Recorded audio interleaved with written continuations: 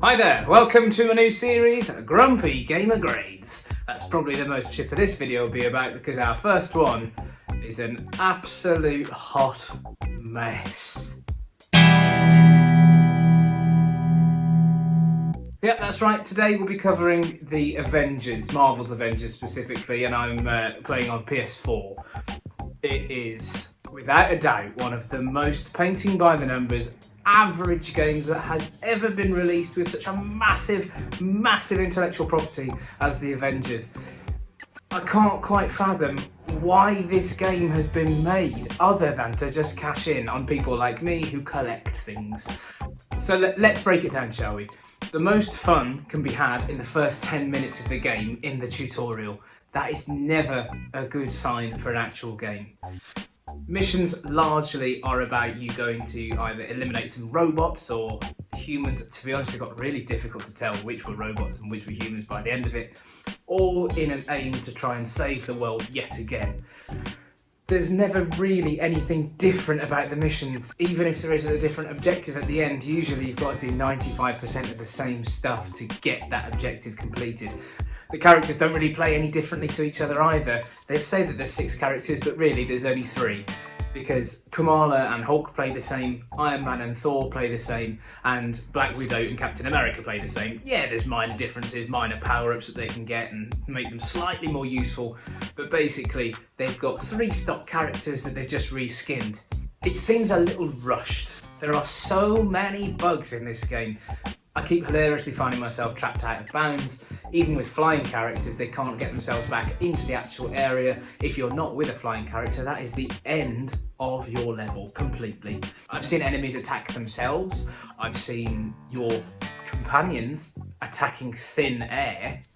It is utterly one of the most broken and unfinished games, and that is evident by the fact that there's already been 0.12 updates since its release.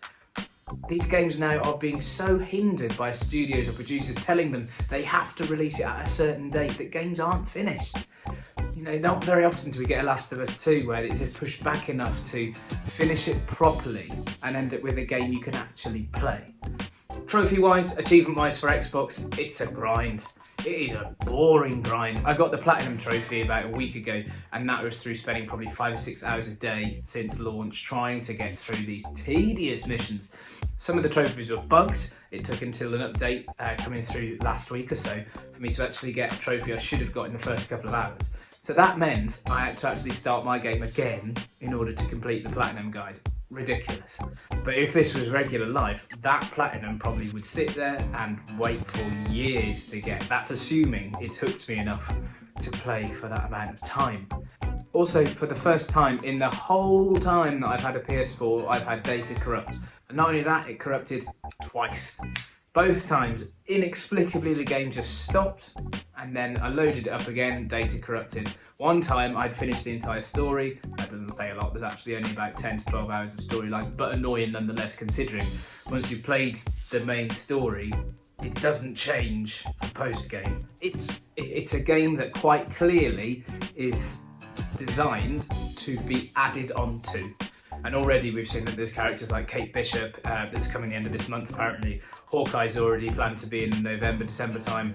Obviously they were looking at adding characters in throughout the whole of it, and that's what makes this base game stink, to be honest, because you can see that they've released basically an outer shell of a game, but there's nothing inside it. Put it like this, take away the Avengers from it, take away any kind of fame that they've had through the MCU or the comic books, no one would play this game. No one. It's absolutely unfinished. At times it plays really boring.